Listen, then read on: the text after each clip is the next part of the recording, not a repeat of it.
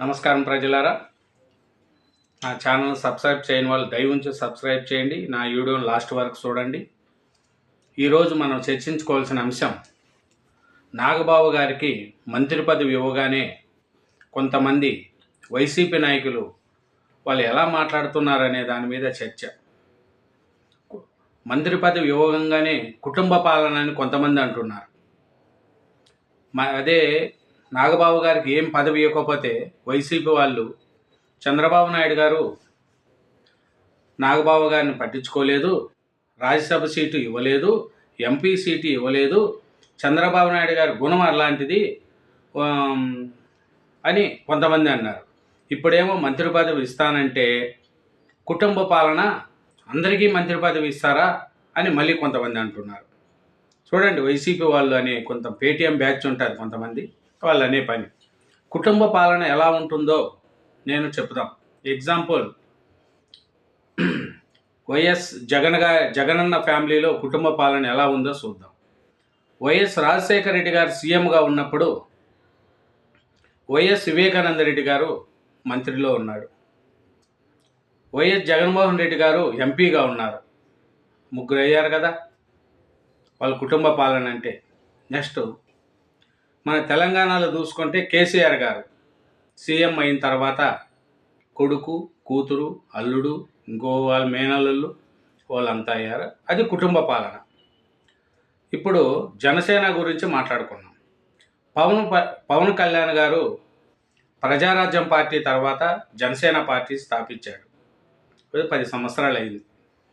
Janasena party పెట్టిన కాడి నుంచి నాగేంద్రబాబు గారు ఇప్పుడు కూడా జనసేన పార్టీ ప్రధాన కార్యదర్శి పదవి ఉంది నాగేంద్రబాబు గారికి. పవన్ కళ్యాణ్ గారు తర్వాత ఆ పార్టీని అంత గట్టిగా ఉండి నడిపించిన వాళ్ళల్లో నాగేంద్రబాబు గారు కూడా ఉన్నారు. పవన్ కళ్యాణ్ వెనకట్టి నడిచాడు 10 సంవత్సరాలు. అలాంటి ఆయనకి మంత్రి పదవి ఇవ్వడంలో తప్పేముంది? పార్టీ కోసం కష్టపడిన వ్యక్తే కదా నాగేంద్రబాబు గారు. మీరే ఆలోచించండి. పార్టీకి కష్టపడిన వ్యక్తిని కూడా జగన్మోహన్ రెడ్డి గారిని ఎంపీ చేశారు. ఆయన పార్టీ కాంగ్రెస్ పార్టీలో అప్పుడు ఆయన కష్టపడడం లేదు, ఏమీ లేదు.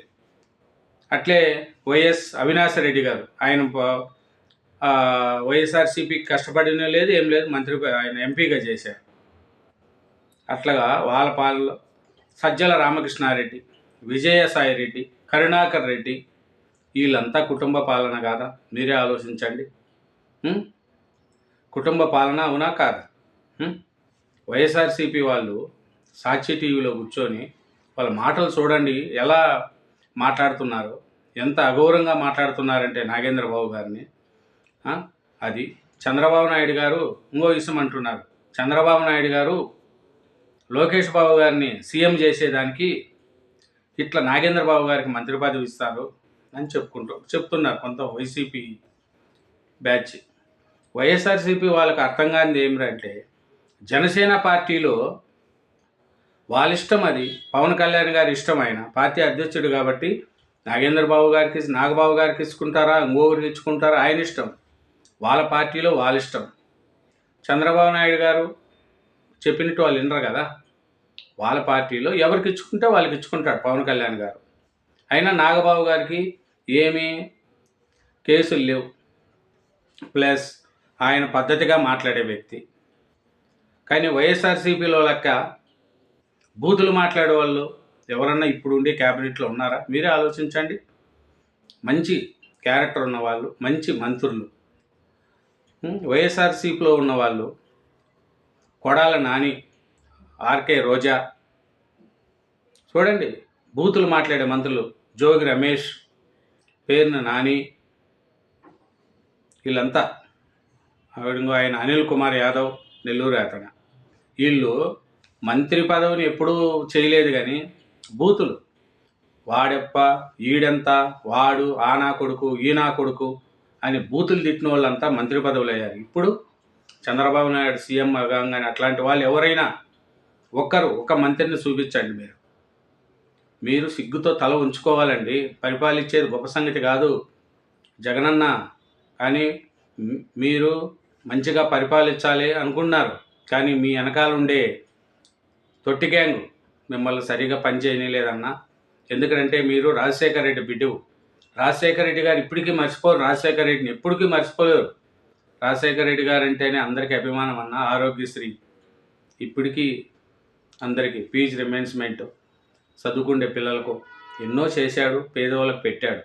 కానీ మీరు రాజశేఖర రెడ్డి బిడ్డగా ఉన్నారే కానీ మీ వెనకంటూ ఉండే తొట్టి గ్యాంగ్ వల్ల మీరు ఇబ్బంది పడారు.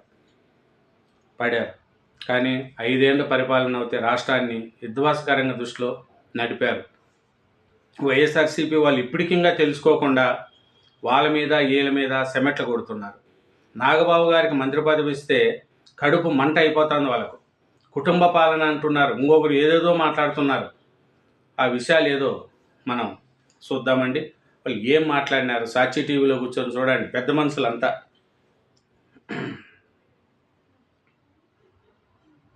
చూడండి ఏం మాట్లాడుతున్నారు. ముందుగా 3 రాజ్యసభ స్థానాలు సక్రమంగా వచ్చినాయి అంటే సక్రమంగా రాలా. చంద్రబాబు నాయుడు గారు ఏ రోజన్నా సక్రమంగా పనులు చేశాడా అంటే ఏ రోజు సక్రమంగా చేసిన దాఖలాలు లేవు కదా. ఇప్పుడు ఆయన నడుపుతున్న పార్టీ సక్రమంగా వచ్చింది కాదు, ఆయన ఉన్న హెరిటేజ్ సక్రమంగా వచ్చింది కాదు. ఇప్పుడు ఈ రాజ్యసభ స్థానాలు 3 కూడా సక్రమంగా వచ్చినాయి కాదు. ఎందుకంటే 26 దాకా అసలు వాళ్ళకి రాజ్యసభ స్థానాలు రావు. ఎందుకంటే ఆంధ్రప్రదేశ్ రాష్ట్రానికి సంబంధించినటువంటి 11 రాజ్యసభ స్థానాలకి వైఎస్ఆర్ కాంగ్రెస్ పార్టీ 11 రాజ్యసభ స్థానాలు వైఎస్ఆర్సీపీ అభ్యర్థులే ఉన్నారు. వైఎస్ఆర్సీపీకి సంబంధించి ఉన్న ఏ రాజకీయ పార్టీకి ఇక్కడ అవకాశం లేదు. బట్ ఎమ్మెల్యేలు బలం వాళ్ళకు ఉంది కాబట్టి ఆ బలంతో 26 తర్వాత అంటే 2026 సంవత్సరం జూన్ కి ఖాళీ అవుతుంది. అప్పుడు వాళ్ళకి ఎమ్మెల్యేల బలం ఉంది కాబట్టి వాళ్ళకి రాజ్యసభ అనేది అప్పుడు వస్తుంది. కానీ దాదాపుగా ఒక 2 సంవత్సరాల ముందే ఈయన వెంకటరెడ్డి ఇప్పుడు రాజ్యసభ ఒక అనాలిస్ట్ 3 రాజ్యసభ వెంకటరెడ్డి ఈ బచ్చా మనిషి రాజ్యసభ స్థానాలని చంద్రబాబు నాయుడు గురించి మాట్లాడుతున్నారు. వెంకటరెడ్డి అనేవాడు అది సక్రమంగా వాళ్ళకి వచ్చింది. సక్రమంగా వస్తే ఎవరికి ఇచ్చుకున్నారా ఏందా అనేది అది పాయింట్ లో డిస్కషన్. ముందు అక్రమంగా వచ్చింది. ఇప్పుడు చూడు, ఈ చంద్రబాబు నాయుడు గారిని గురించి ఈ వెంకటరెడ్డి ఏం మాట్లాడుతున్నాడంటే పార్టీ సక్రమం కాదంట, చంద్రబాబు నాయుడు గారు సక్రమం కాదంట, హెరిటేజీ సక్రమం కాదంట. ఏం మీ ఇంట్లోకి వచ్చేం దొంగతనం చేసినాడా చంద్రబాబు నాయుడు గారు? ఏం వెంకటరెడ్డి గారు సాక్షి టీవీలో కూర్చొని ఊతూతూ చెప్తున్నావు? ఏమన్నా మీ ఇళ్ళకి వచ్చాడా చంద్రబాబు నాయుడు గారు? లేదు మీ ఇంట్లో ఏమన్నా దొంగతనం చేసిండా? మాట్లాడే ముందు ఆయన స్థాయి మీ స్థాయి చూసుకొని మాట్లాడండి వెంకటరెడ్డి గారు. అంతే తప్ప సాక్షి టీవీలో కూర్చొని బూతులు మాట్లాడే అబద్ధాలు చెప్పుకుంటే కుదరదు. అందుకనే ప్రజలు మిమ్మల్ని తిరస్కరించారు, 11 సీట్లకు ఇచ్చారు. మీరు మాట్లాడే పద్ధతి చూడండి, ఇంకా ఏం మాట్లాడుతున్నాడు చూడండి. దాంట్లో ఎవరికి ఇచ్చారనే దాని మీద ఇప్పుడు సానా సతీష్ ప్రముఖంగా ఈ రోజు చర్చనీయాంశం. ఎందుకు చర్చనీయాంశం అంటే దాదాపుగా 2 నెలలు కూడా కాల తెలుగుదేశం పార్టీకి సంబంధించినటువంటి ఆ గజ్జి పత్రిక ఆయన గురించి రాసింది. ఏమని? శానా ముదురు అని చెప్పి ఏదైతే మెయిన్ పేపర్ లో హెడ్డింగ్ రాసి ఫస్ట్ వార్త, ఇతను రాజ్యాంగేతర శక్తిగా వ్యవహరిస్తున్నాడు ఇక్కడ అని చెప్పి. అలాంటి రాజ్యాంగేతర శక్తిని ఈరోజు రాజ్యసభకు పంపించారు. మొన్నటిదాకా ఏ పదవుల్లో లేకుండానే మొత్తం సెటిల్మెంట్ల నుంచి వ్యవహారాల దగ్గర నుంచి మొత్తం ఏదైతే నోవాటెల్ హోటల్లో 9వ ఫ్లోర్ లో ఉండి నడుపుతున్నాడని చూడండి ఏమంటున్నాడు.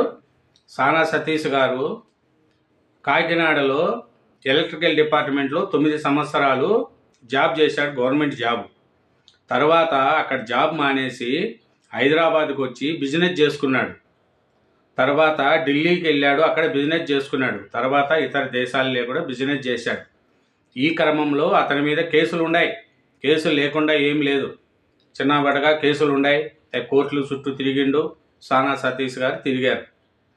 కానీ ఇప్పుడు ఆయనకు రాజ్యసభ సీట్ ఇచ్చారు అని ఈయన మన వైఎస్ఆర్సీపీ వాళ్ళు చెప్తారు. మళ్ళీ విజయసాయి రెడ్డికి ఎందుకు ఇచ్చారండి అయ్యా రాజ్యసభ సీటు? మళ్ళీ జగనన్న మీద ఎన్ని కేసులు ఉన్నాయండి? ఆయన ఎందుకు అయ్యారండి సీఎం? ముందు మీది సహకరించుకో. ఏ పొద్దున డిస్కషన్ పెట్టారా? మళ్ళీ విజయసాయి రెడ్డి గారికి ఎందుకు ఇచ్చారండి రాజ్యసభ సీటు? ఆయన అన్ని కేసులు ఉన్నాయి కదా అని. అదే జగనన్నకు మరి ఎందుకు ఇచ్చారు సీఎం పదవి? 30 కేసులు ఉన్నాయి విజయసాయి రెడ్డి గారి మీద. A2 A1 Jagananna. మళ్ళీ వాళ్ళకి ఎందుకు ఇచ్చారండి? మళ్ళీ ఏ పొద్దున సాక్షి టీవీలో డిస్కషన్ పెట్టారా మీరు? ఏమన్నా ఇన్ని కేసులు ఉన్నాయి, మీరు ఎట్లా సీఎం అయ్యారు అని? లేదే.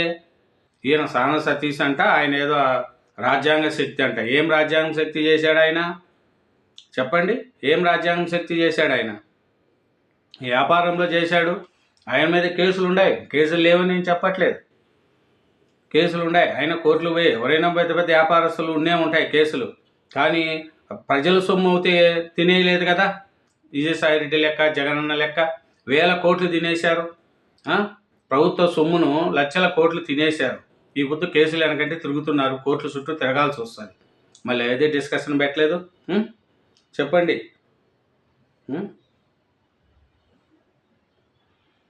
చూడండి ఏం మాట్లాడుతున్నారు. వార్త నుంచి మళ్ళీ 3వ ఫ్లోర్లోనో 7వ ఫ్లోర్లోనో ఇంకేదో దుకాణాలు పెట్టి నడుపుతున్నాడు అన్న దగ్గర నుంచి అంటే వాళ్ళు రాయాలి. ఆ దాంట్లో వేరే వార్తల్లో ఉన్నాయి. ఈయన వెంకటరెడ్డి అని ఆయన, ఈయనకు అంతా తెలుసు రాజ్యాంగం గురించి. భారతదేశంలో అత్యున్నత సీమరాజా గారు మంచి కౌంటర్ ఇచ్చారు ఈయనకు.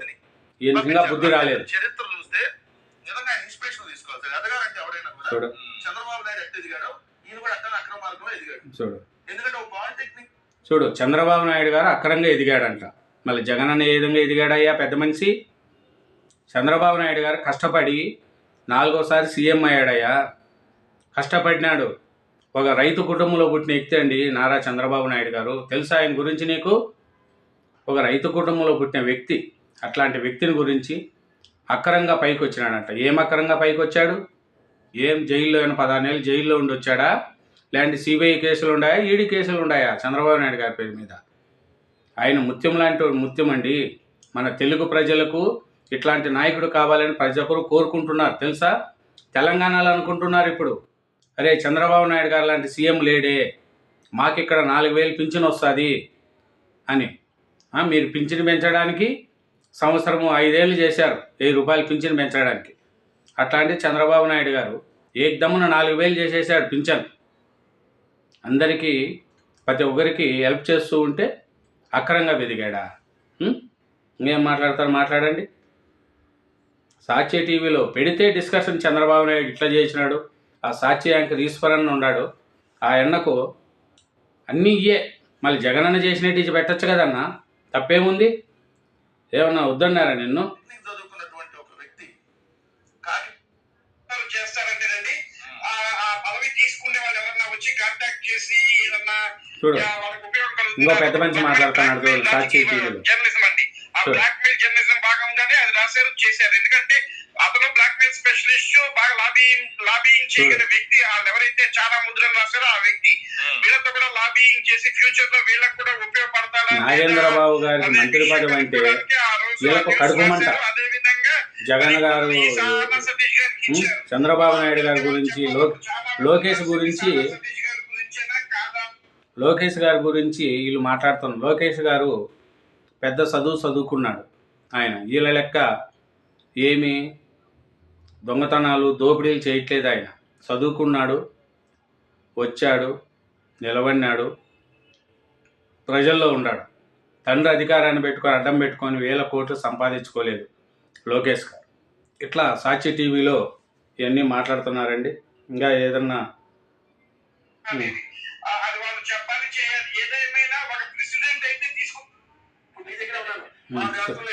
ఈ పెద్ద మనిషి ఒక ఆయన ఉన్నాడు చూడు, ఈయన గురించి సుత్తి ప్రసాద్, కేఎస్ ప్రసాద్ చూడు. ఒకటి సత్యశీలత, అకౌంటబిలిటీతో పనిచేసిన ఒక ప్రభుత్వాన్ని వేలెత్తి చూపించే దమ్ము ధైర్యం మీకు ఉండాలి అంటే 4000 మీ పక్క చూపిస్తున్నాను. జగన్మోహన్ రెడ్డి గారికి డ్రగ్స్ కట్టి రాసినప్పుడు కంటైనర్ లో అది లేదని తెలియని తర్వాత వీళ్ళంతా క్షమాపణలు చెప్పాలి కదా. ఎవరికి చెప్పాలి? చెప్పాలా లేదా? ప్రజలైనా నిలదీయాలా లేదా? కాదండి, ఇలా దులుపుకొని పక్కకి వెళ్ళిపోతే ప్రజలు కూడా నిలదీయాలా లేదా? నమ్మినందుకు సిగ్గుపడాలి కదా. నమ్మిన వాళ్ళు, నమ్మిన వాళ్ళు సిగ్గుపడాలా లేదా? అది ఉంటే సిగ్గు ఉంటే రాత రాస్తారా మీరు?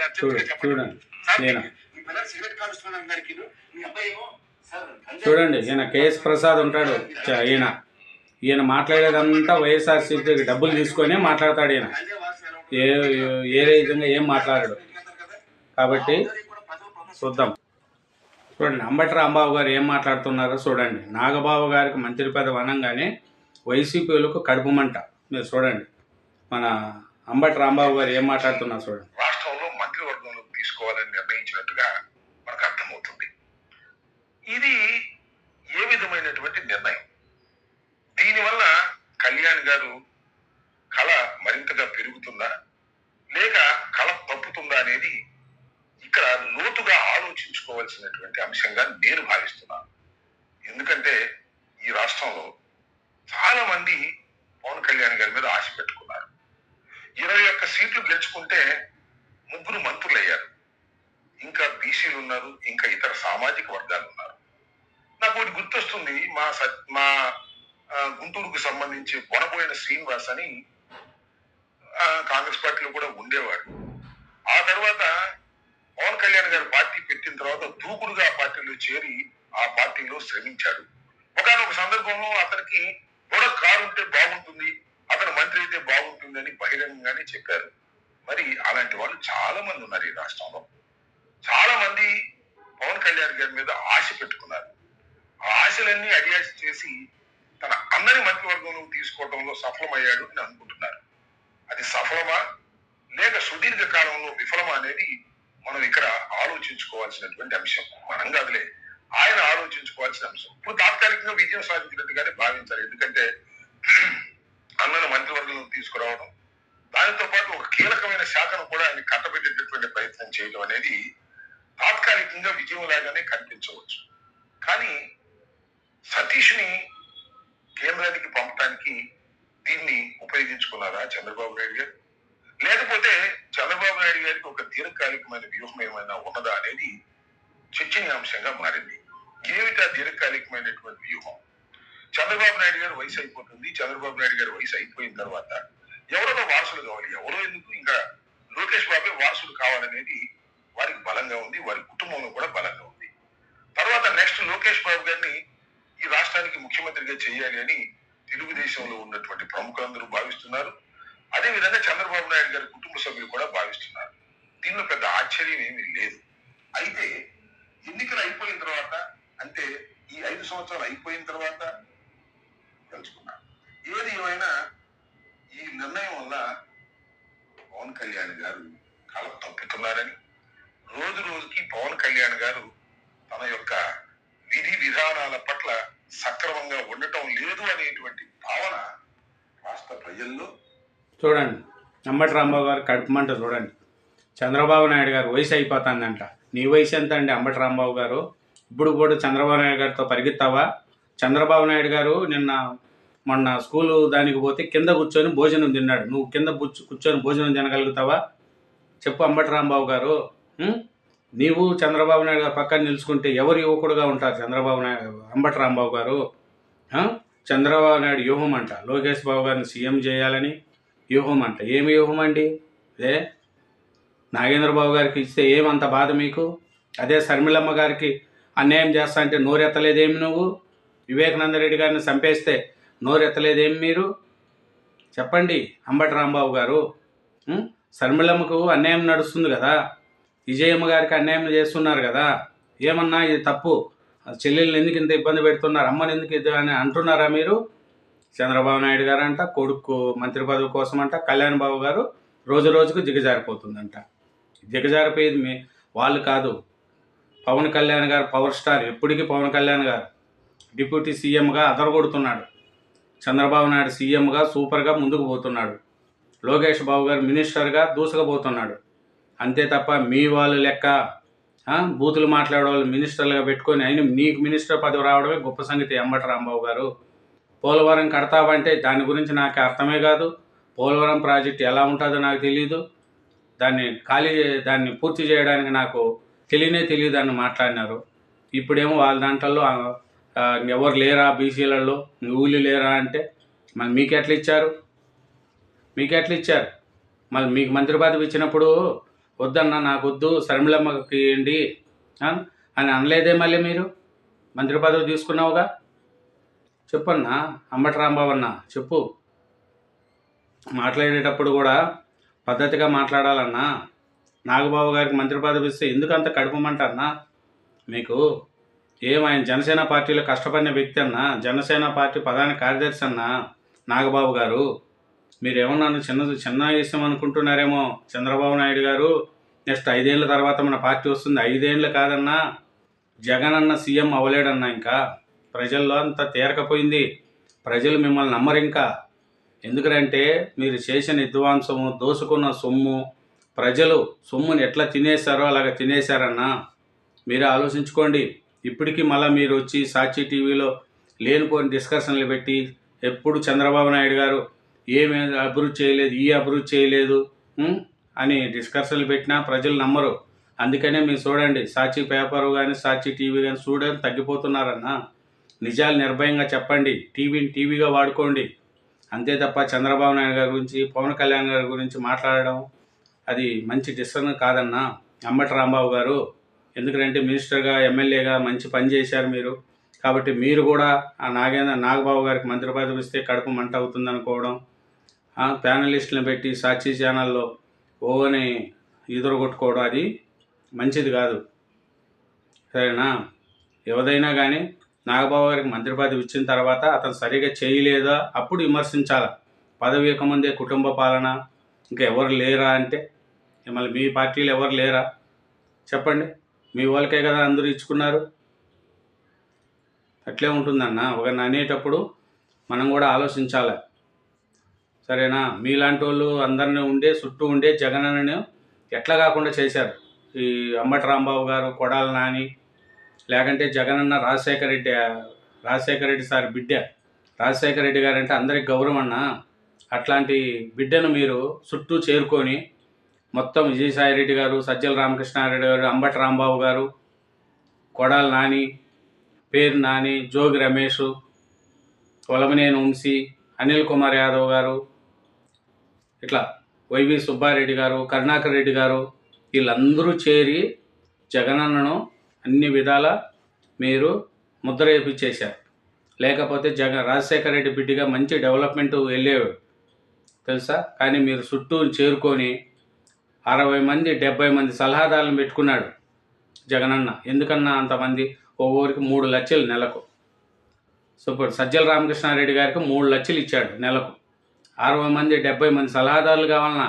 ఎందుకన్నా అంతమంది ప్రజల సొమ్మును 3 లక్షలు ఇచ్చేసి నెలకు వాళ్ళందరూ సలహాదారులన్నా? ఇప్పుడు గవర్నమెంట్ వచ్చింది, ఎంతమంది సలహాదారులను పెట్టుకున్నారన్నా?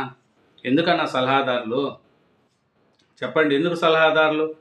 వాళ్ళ సలహాలు పాటించారు కాబట్టి మీకు ఈ పరిస్థితి వచ్చింది. ఇప్పుడు చంద్రబాబు నాయుడు గారు ఉన్నారు, పవన్ కళ్యాణ్ గారు ఉన్నారు. సలహాదారులు వింటారా? సొంతంగా పోతారు, నడుస్తారు. ప్రాబ్లం వస్తే ఆడికి వెళ్ళిపోతారు. కాకినాడ పోర్టులో పవన్ కళ్యాణ్ గారు ఎలా వెళ్ళాడు? ఆ రైస్ని ఎలా పట్టుకున్నాడు? అది అన్నా మన పవన్ కళ్యాణ్ పవర్ స్టార్ యొక్క గొప్పతనం. చంద్రబాబు నాయుడు ఎలా ఇప్పుడు అమరావతి చుట్టూ ఎలా తిరుగుతున్నాడు? అమరావతికి నిన్ననే నిధులు ఈ డెవలప్ చేయాలి, అది చేయాలని చంద్రబాబు నాయుడు ఎంత కష్టపడుతున్నారన్నా. ఆ కష్టాన్ని ప్రజల కోసం 1వ తారీఖు ఆదివారం వస్తే 31వ తారీఖు పింఛన్ ఇస్తున్నాడు. గ్యాస్ బండలు ఆడవాళ్ళకు ఏది ఇబ్బంది లేకుండా చేసి ప్రజల కోసం పాటుపడుతున్నాడన్నా చంద్రబాబు నాయుడు గారు. ఆయన స్వార్థం కోసం ఆయన చేసే వ్యక్తి కాదు. అదేనన్నా చంద్రబాబు నాయుడు యొక్క గొప్పతనం, పవన్ కళ్యాణ్ గారి యొక్క గొప్పతనం, లోకేష్ బాబు గారి యొక్క గొప్పతనం. లోకేష్ బాబు గారు చూడండి, మన స్కూల్లో భోజనం తింటూ ఉంటే తండ్రి ప్లేట్ ఎత్తి తిన్న ప్లేట్లు ఆయనే ఎత్తి తీసేశాడు. ఆ యొక్క సంస్కారం ఎవరికన్నా వస్తుందా? లోకేష్ బాబు గారికి సంస్కారం మీరు ఎవరికన్నా వస్తుందా చెప్పండి? లేకపోతే ఏరో వాళ్ళు రోజా లాంటిది చెప్పులు మోపించుకునింది. కానీ లోకేష్ బాబు గారు తిన్న ప్లేట్లని వాళ్ళ నాన్నగారి ప్లేటు, ఆయన ప్లేటు తీసి పక్కన పెట్టాడు. ఆ స్కూల్లో ఉండేవాళ్ళు ఎత్తరా? అదేనండి సంస్కారం అంటారు. సంస్కారం అంటే లోకేష్ బాబు గారు రోజా లెక్క చెప్పులు మోపించుకోవడం, ఇది మోపించుకోవడం, అంబటి రాంబాబు గారి లెక్క బూతులు మాట్లాడుకోవడం. అంబటి రాంబాబు గారు ఏం మాట్లాడతారండి? మీ వీడియో కూడా బయట వచ్చింది, సుకన్య అని. ఆ వీడియో మొత్తం వైరల్ అయింది చెప్పండి.